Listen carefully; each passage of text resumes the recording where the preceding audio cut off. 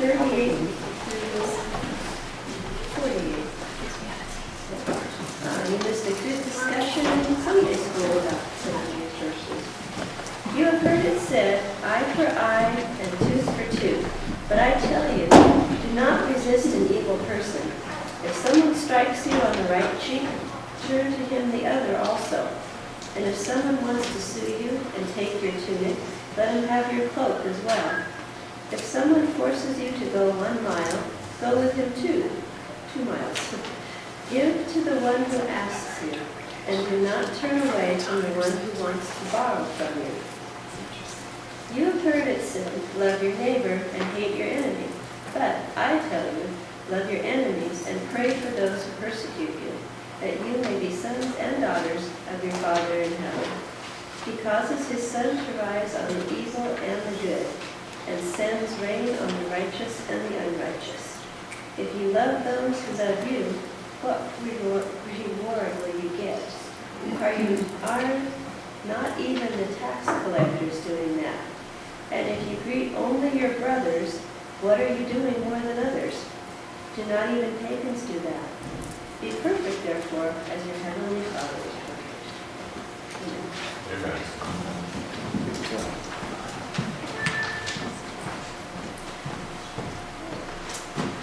There you go. That's all there is to it.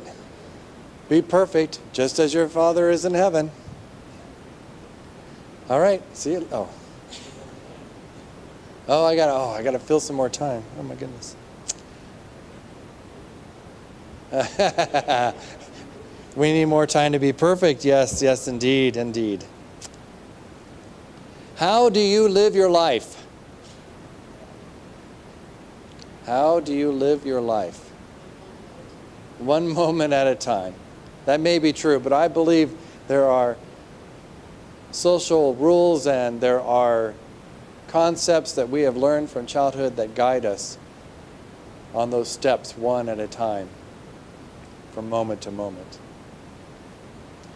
Sometimes those are good things that guide us in the right direction. Sometimes those are not such good things that lead us astray as we live from moment to moment. How do we live our lives? This is the question that Jesus is approaching with these statements to us. You have heard it said. Whenever Jesus says, you have heard it said, he always follows it with, but. You have heard it said, or people sometimes say, or as we say it in our culture, that's what they say, right? Whoever they are, we haven't tracked them down yet, but whoever they are, they say, this is Jesus' way of saying, but you have heard it said, an eye for an eye and a tooth for a tooth. What you may not realize is that that was instituted as a social improvement. Did you ever think about that? An eye for an eye and a tooth for a tooth was actually a law put into place, or a rule, a general social contract that was put in place to make things better. Because what it used to be was 2 eyes for an eye, 2 teeth for a tooth. In other words, if somebody hits you, you hit them back twice as hard. That's how brothers fight, isn't it?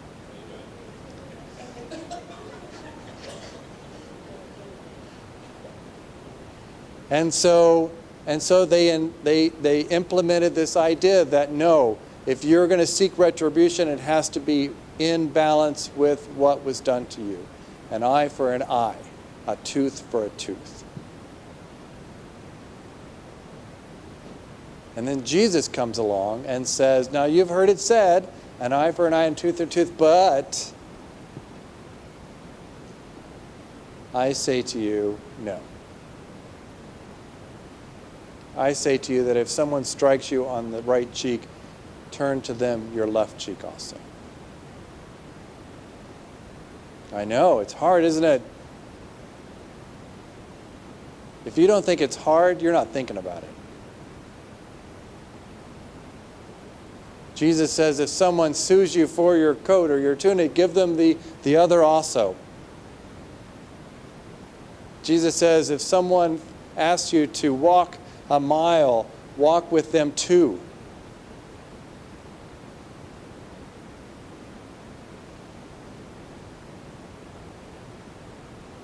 We talked for a long time in Sunday school class about what all that means and how Jesus was really talking about real things that happened in their daily lives.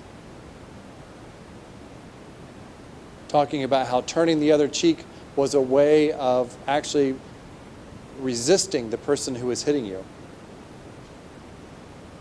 Because it was one thing to hit you on the right cheek, because that's how they hit their slaves. That's how they hit the people who were lower than them in society. But to hit someone on their left cheek was to make them an equal. And we learned how in Jesus' time you could be sued for your coat or for your tunic, but not both. Because if they sued you for both, if they took both away from you, you would be naked. And that was against the rules even back then. And not only was it now it's against the rules to be naked. Back then it was against the rules to see someone naked. So the idea was that if everybody who got taken to court and had to give up the last piece of clothing they owned, that just give them both and stop this terrible practice of suing people into nothing. Because if everybody who came into court took all their clothes off, people would stop bringing them into court. And this wasn't two rich people with a bunch of money suing each other. This was somebody suing, someone who had... It'd be like going down and finding someone homeless on the street of El Cajon and then suing them to get their last coat. And that's the kind of practices that were going on in Jesus' time. The walking the extra mile, the Roman soldiers were allowed to conscript, to force a civilian to carry their pack for a mile. But the Romans had very specific rules. And the rules said a mile, no more. So Jesus said, fine, when they force you to carry your pack a mile, don't argue with them, don't run away, don't fight them. Carry it 2 miles. And eventually they'll get sick and tired of getting in trouble for somebody carrying their pack 2 miles, and they'll stop asking.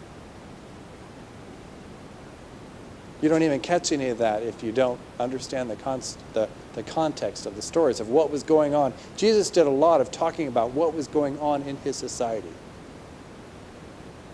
But the lessons still apply to us today, right? When we respond in kind to someone, when someone pushes us and we push them back, it doesn't solve anything. Because what happens next? They push us again. And then we push them again. And as Tevye said in Fiddler on the Roof, that's the quote you have in the meditation of your bulletin, eventually the whole world will be blind and toothless. That's not a world I want to live in. There has to be a better way, even than eye for an eye and a tooth for a tooth. So Jesus goes on to say, you have heard people say, love your neighbors and hate your enemies. Right? Seems reasonable. But Jesus says, I tell you to love your enemies and pray for anyone who mistreats you.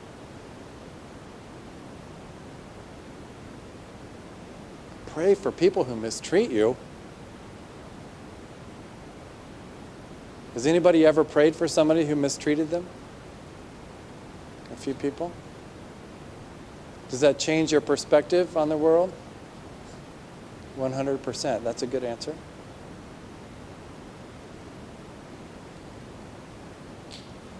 It does. It changes your perspective on the world. Because what happens is that if you don't pray for your enemies, it is very easy to move right past a tooth for a tooth and an eye for an eye and go into 5 teeth for a tooth and 10 teeth for a tooth. It's very easy to move right into those people instead of that person. In other words, it's very easy to move into a place where you're blaming an entire culture or an entire country or an entire group of people for the acts of a person. Isn't it so sad that I can't say that without it sounding political? I've been preaching that same thing for 20 years now, and I can tell you that when I started it, it didn't sound political. 20 years ago, what I just said didn't sound political at all. But we've gotten to a place where that now sounds like I'm talking about current events. That's really what we've got to break out of, is this sense that it's about us and versus them, whatever that is. Because all that does is divide us down. And that's what Jesus was really talking about here. Praying for our enemies is a way of understanding those people around us, even those people who really want to do us harm, even those people who really are doing us harm. It doesn't mean become a doormat. It doesn't mean don't do anything to resist them.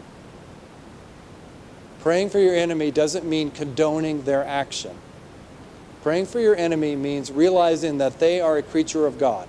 They may at this moment, and they may in all their moments, or just this moment, or just this time, be doing something really bad and something that God would not approve of. But when we stop seeing the action, when we stop seeing that there's a person and there's an action, and we just start grouping it all together and it's us versus them, then we stop being Christians. We stop being children of God. We stop loving even. How can we love those we love if we don't know how to love our enemies? This is what Jesus is trying to tell us.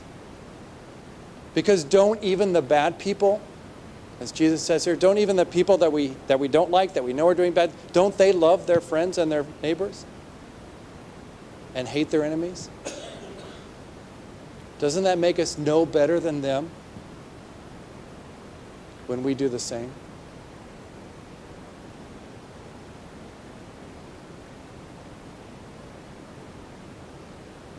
We have to learn how. And it doesn't mean you got to like them. It doesn't mean you got to like a person or like what they're doing. That's not what we're talking about when we say pray for your enemies. I think that's what people hear. But that doesn't mean that at all. But it does mean stopping for a moment. Because how many times, how many people do we know every single day? Think about the gun violence that's happening in our country. See, not a political topic, just the gun violence that's happening in our country. How many of those happen in the spur of a moment? How many of those happen in a 24-hour period? Or an hour period, or a half an hour period? Somebody gets really mad, they pull out a gun and they shoot somebody. Right? Not talking about gun control here or anything. I'm just talking about that mental state of you get mad and you take out your vengeance. Praying for your enemies is a way of stepping out of that and realizing that the choices you're about to make are not the right choices. That the response that's at your gut, that's in the instant, is not necessarily the right response. Praying for your enemies forces you to take a step back. Because it even works on down the line. We react to situations in the moment, and then how many of us 24 hours later go, man, what was I completely overreacted. I completely jumped to conclusions. How many times have we done that? Praying for our enemies gives us an opportunity to stop, to step back, to allow God to enter into our hearts, to guide us in how to respond. And maybe there probably is a good response, an immediate response, or some sort of response that needs to happen. It doesn't mean being passive and just praying that God will do something in this situation because I'm just going to sit here and do nothing. That's not what we're talking about. But we are talking about taking a step back and allowing God to be in control of the situation, to guide us in the situation. Because I know that we that when we are in the middle of a situation, we make bad choices. I mean, maybe you don't, but I know I do. Praying for our enemies is just a great way. It is God's way of taking us out of that moment and allowing God into it. That's what Jesus is really talking about here. Jesus is saying there's a letter of the law. And Jesus is saying, but there is my way. And my way is about letting me be in control. It's too easy to use the letter of the law to push God out of our lives. When we go, here are the rules, they're straightforward. I know how to follow A, B, and C. Now God is out of the situation because we're just following letters on a page. And God is saying, you've got to let me in. God is here to be a part of our lives. And we have to take time and open our hearts and allow God in. Because I don't want to live in a world that's blind and toothless. And I don't think you do either. Amen? Amen.